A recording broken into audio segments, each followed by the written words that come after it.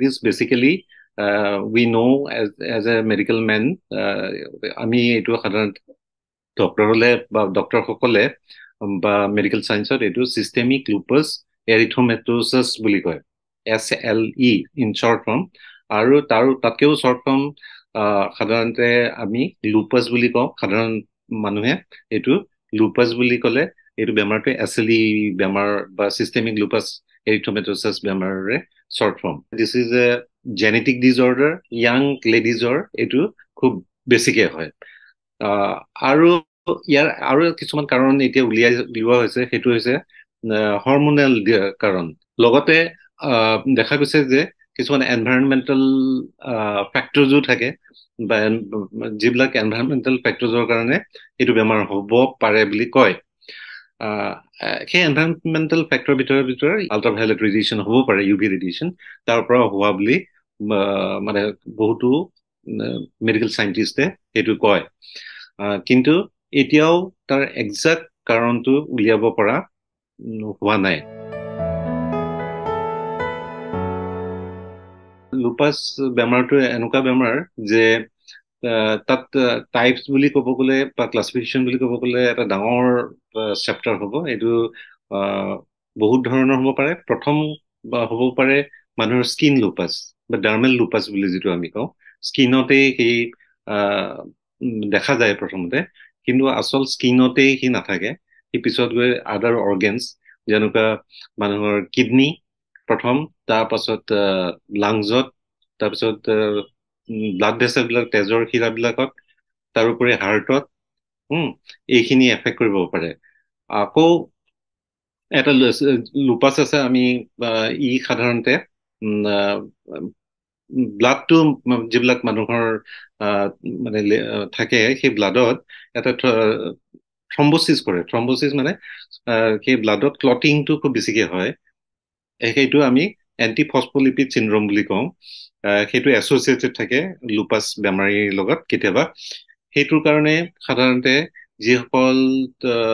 গৰ্ভৱতী হয় মানে এই বেমাৰটো লৈ তেওঁলোকৰ কাৰণে এইটো বৰ ৰিস্ক ফেক্টৰ আৰু তাৰ ফলত তেওঁলোকৰ কেতিয়াবা মানে খুব চিৰিয়াছ কাইণ্ড অফ প্ৰব্লেম হ'ব পাৰে যদি প্ৰেগনেঞ্চি হোৱাৰ আগতে সেইটো ডায়েগনচিছ হোৱা নাই আৰু প্ৰেগনেঞ্চি হোৱাৰ পিছত সেইটো গম পোৱা গৈছে SLE আছে বা প্ৰেগনেঞ্চিটো অলৰেডি বহুত দিন হৈ গৈছে কেইবামাহো হৈ গ'ল কিন্তু ডায়েগনচিছ হ'ল যে তেওঁৰ সেই প্ৰব্লেমটো আছে এণ্টিফস্ফলিপিড চিনড্ৰম তেতিয়াহ'লে আইদাৰ মানে মানুহজনীয়ে সন্তানটো মানে ডেমেজ হ'ব পাৰে বা এবৰ্চন হৈ যাব পাৰে যিটো থ্ৰেটেন এবৰ্চন বুলি আমি বা যিটো স্পণ্টেনিয়াছ এবৰ্চন বুলি কওঁ নট থ্ৰেটেন স্পণ্টেনিয়াছ এবৰ্চনটো হ'ব পাৰে বা নহ'লে বা সেইটো যদি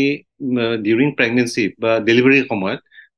খুব serious kind of problem bleeding problem হয় তেনেকৈ লুপাছৰ কাৰণে ভাস্কুলাইটিছ বুলি এটা প্ৰব্লেম আছে যিটো ব্লাড ভেচেলছৰ বা তেজৰ শিৰাবিলাকৰ হ'ব পাৰে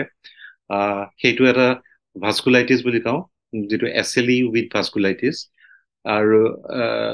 খুব বেছিকে লুপাছত কিডনী প্ৰব্লেম হয় সেইটোক আমি লুপাছ নেফ্ৰাইটিছ বুলি কওঁ আৰু এই লুপাছ নেফ্ৰাইটিছ হ'লে প্ৰথম অৱস্থাতে ডায়েগনচিছ কৰি তাক যদি ভালকে ট্ৰিটমেণ্ট কৰা নাযায় তেতিয়াহ'লে আল্টিমেটলি কিডনী ফেইলিয়াৰ হয় এই প্ৰব্লেমৰ ফলত বিভিন্ন ধৰণৰ স্কিনৰ পৰা আৰম্ভ কৰি কিডনীলৈকে হাৰ্ট লাংছ গোটেইবিলাকতে প্ৰব্লেম হ'ব পাৰে আৰু এইটো এটা খুব ড্ৰেডেড ডিজিজ বুলিয়ে কওঁ কিন্তু যদি ভালকে ট্ৰিটমেণ্ট কৰা যায় প্ৰিভেণ্ট বাকী প্ৰব্লেমবিলাক আমি লাইফষ্টাইল চেঞ্জেছ কৰা যায় দৰৱবিলাক ৰেগুলাৰ খোৱা যায় যেনেকৈ ডায়েবেটিছৰ বেমাৰ হয় যে জেনেটিক মানুহৰ সদায় লাইফ লং দৰৱ খাব লাগে এই বেমাৰটো কম বেছি পৰিমাণে গোটেই লাইফ লং দৰৱ খাব লাগিব আৰু দৰৱ খাই থাকিলে এই প্ৰব্লেমটো মানে হেৰি নহয় যে বেলেগ বেলেগ অৰ্গেন এফেকশ্যনটো কম হয় বা নোহোৱাকেও থাকে কিছুমান পেচেণ্টৰ আৰু আল্টিমেটলি দৰৱৰ ড'জেছবিলাক কমি কমি পেচেণ্ট ফ্ৰী অফ মেডিচিনছো কেতিয়াবা হ'ব পাৰে লুপাছৰ ডায়েগনচিছটো সাধাৰণতে আমি প্ৰথম যেতিয়া পেচেণ্টৰ কিছুমান প্ৰব্লেম হ'ব পাৰে যিটো আমি সুধো সদায় পেচেণ্ট আমাৰ ওচৰলৈ আহিলে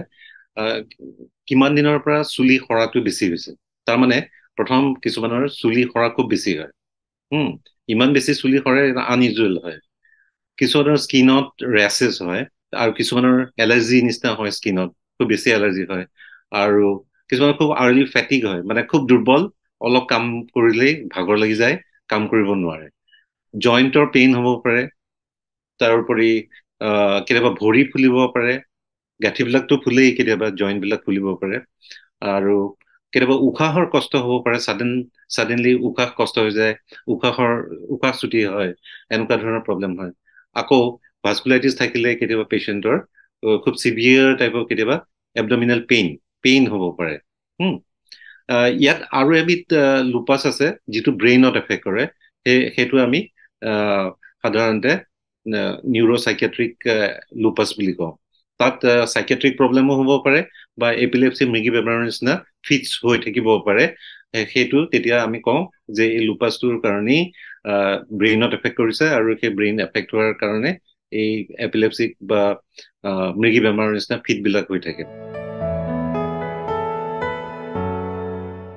কিছুমান পেচেণ্টৰ অনলি মুখত অকমান পখিলাৰ নিচিনা এটা লাল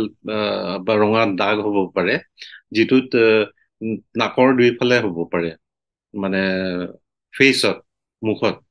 সেইটো হ'ব পাৰে, আৰু মুখৰ ভিতৰত ঘাঁ লাগিব পাৰে। তেতিয়া যদি এনেকুৱা প্ৰব্লেমবিলাক হয়, তেতিয়াহ'লে ইমিডিয়েটলি তেওঁলোকে ৰিমেটলজিষ্টৰ ওচৰলৈ আহিব লাগে। আৰু এই লুপাছ বেমাৰবিলাক ট্ৰিটমেণ্ট আজিকালি বহুত অপশ্যনছ আছে। প্ৰথম কথা হৈছে কি, ডায়েগনচিছ ইজ ভেৰি ইম্পৰ্টেণ্ট, আৰু ক্লিনিকেলি আমি চাওঁ, হিষ্ট্ৰী লওঁ,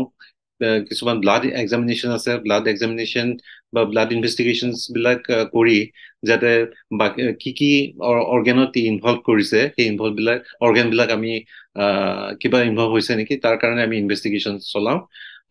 ইনক্লুডিং ব্লাড ইনভেষ্টিগেশ্যন, কেতিয়াবা ইকো কাৰ্ডিঅ'গ্ৰাফি লাগিব পাৰে, হাৰ্টত ইনভলভ হৈছে নেকি, কেতিয়াবা চিটি স্কেন লাগিব পাৰে, আৰু কেতিয়াবা MRIও লাগিব পাৰে, NGO লাগিব পাৰে। এনেকুৱা ধৰণৰ বহুত ইনভেষ্টিগেশ্যনছ আছে। আৰু অট'ইমিউন মাৰ্কাৰ্ছবিলাক আমি চাওঁ যে ব্লাডৰ এই প্ৰব্লেমটো, এইটো বেচিকেলি এজন ইমিউনলজিকেল প্ৰব্লেম। গতিকে কিছুমান ইমিউনলজিকেল প্ৰব্লেম হয়, যিবিলাকৰ কাৰণে আমি কিছুমান অট'ইমিউন মাৰ্কাৰ্ছ চাব লাগে। এই অট'ইমিউন মাৰ্কাৰ্ছবিলাক আমি চাই মেলি আল্টিমেটলি এইটো কি ষ্টেজত আছে, লুপাছ বেমাৰটো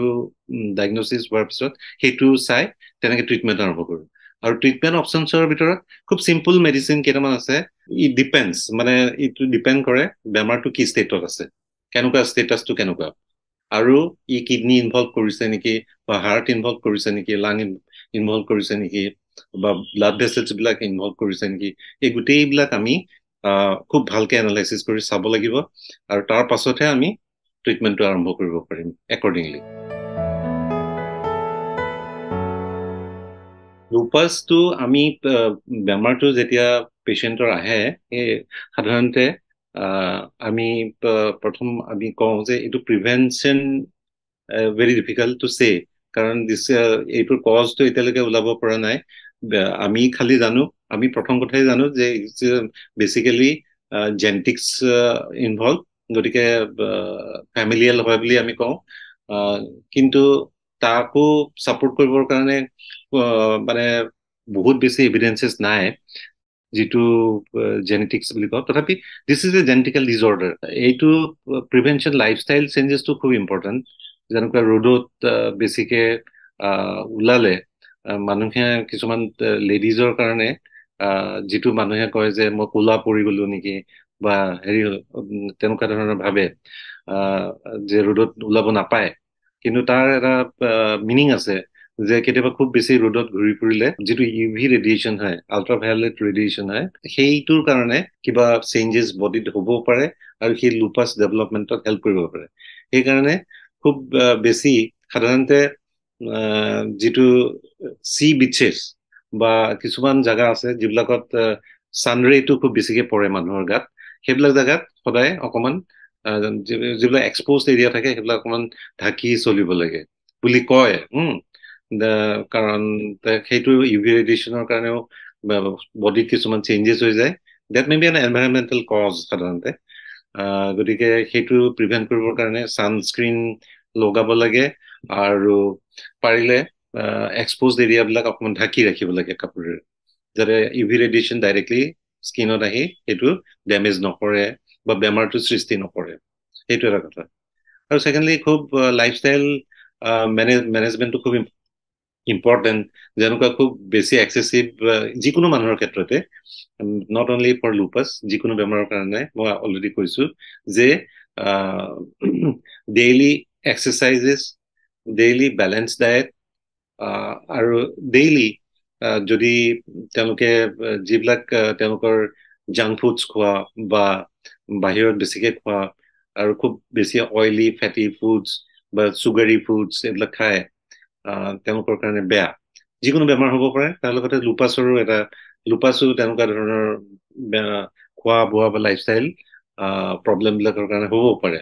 সেইকাৰণে সদায় কেয়াৰফুল হ'ব লাগে। আৰু বাকীখিনিতো আৰু আমি যদি আমাৰ যেনেকুৱা স্কিনৰ প্ৰব্লেম থাকে বা আৰ্থৰাইটিছ বা তাৰ লগতে গাঁঠিৰ বিষ আৰম্ভ হয় বা চুলি খুব বেছিকে সৰে, এলাৰ্জি খুব বেছিকে প্ৰব্লেম হয়,